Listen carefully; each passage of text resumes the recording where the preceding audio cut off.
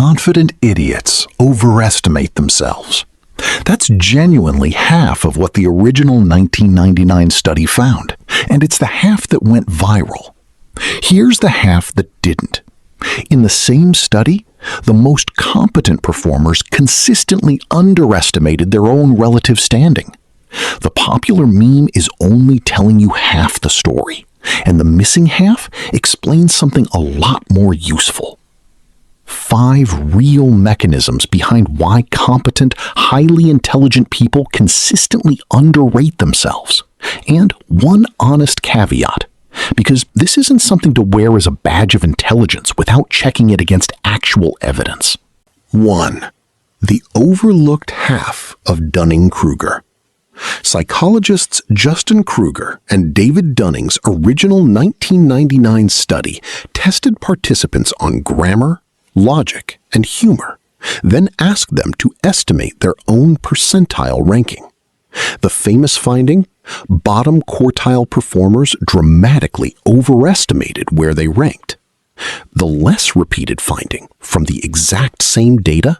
Top quartile performers actually underestimated their ranking, assuming other people had performed closer to their own level than was actually true. The mechanism the researchers proposed, skill at a task and skill at accurately judging that task's difficulty, rely on similar underlying competence.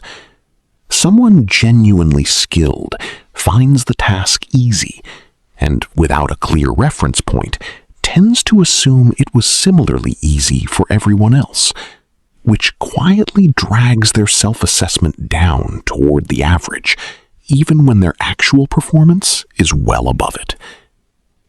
The tell. If a task feels easy to you, notice whether you're assuming it's equally easy for most people. That assumption is often the exact mechanism at work.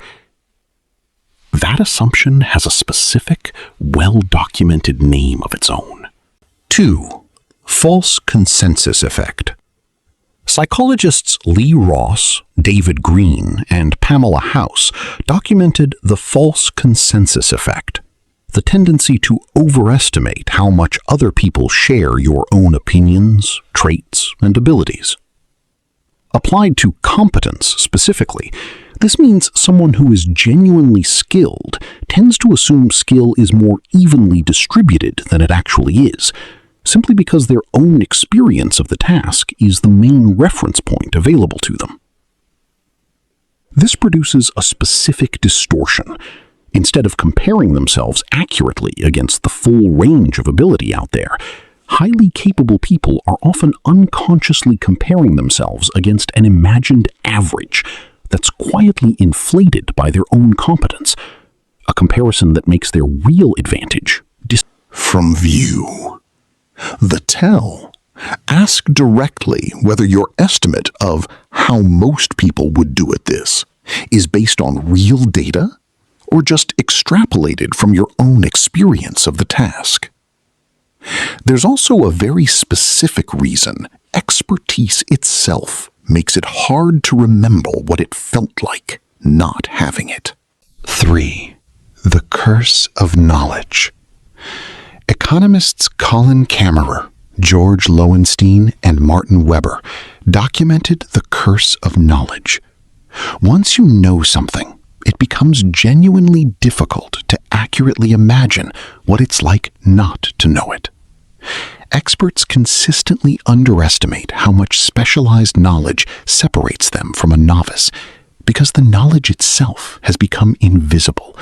It doesn't feel like expertise anymore. It just feels like how things are. This directly fuels self-underestimation. If your own expertise doesn't register as unusual to you, it's very easy to assume it's common, which makes your actual advantage look from the inside like nothing special at all. The tell. Ask whether something you consider obvious or basic would actually be obvious to someone without your specific background. Often it wouldn't be, even though it doesn't feel that way from inside your own knowledge.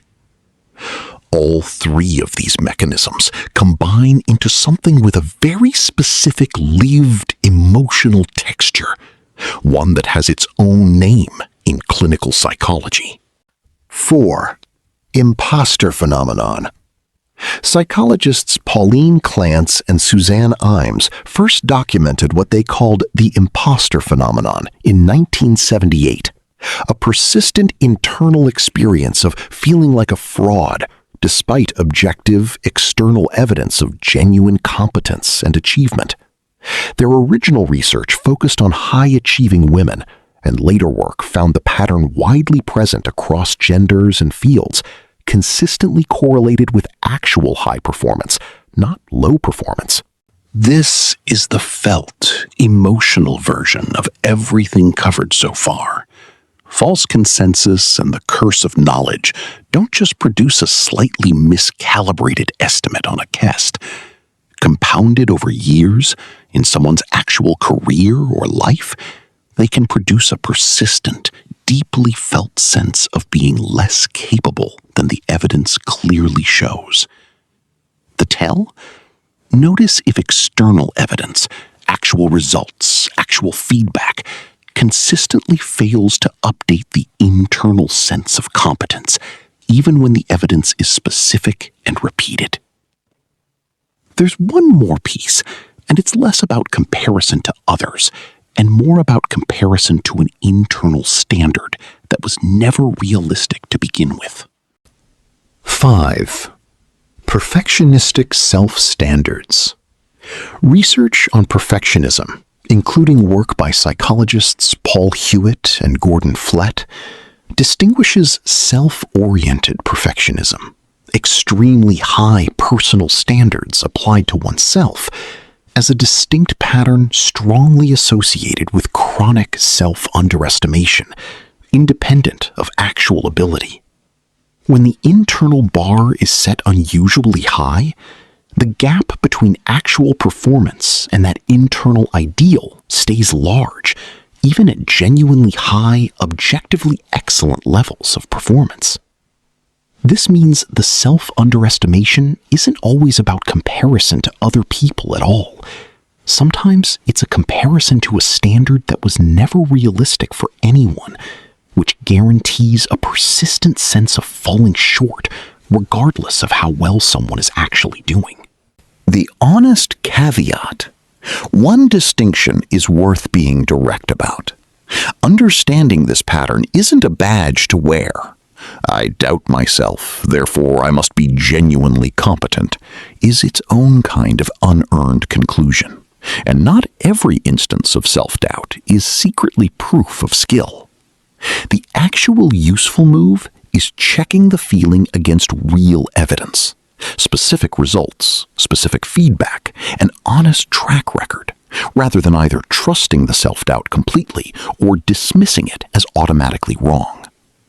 And if this pattern is persistent enough to be genuinely distressing, or is actively limiting real opportunities, not just an occasional twinge of doubt, that's worth addressing directly, including with a professional if it's significant, rather than reframing it as an unavoidable tax on being capable. In conclusion, half of Dunning-Kruger that didn't go viral, false consensus quietly inflating your idea of average, the curse of knowledge making real expertise feel unremarkable, impostor phenomenon as the lived experience of all three combined, and perfectionistic standards making even genuine excellence feel insufficient. The popular meme about confident idiots is only half the picture, and the other half is a lot more relevant to a highly capable, highly analytical audience than the half everyone already knows. If you want the practical follow-up, specific ways to actually recalibrate against real evidence instead of the internal feeling, let me know in the comments.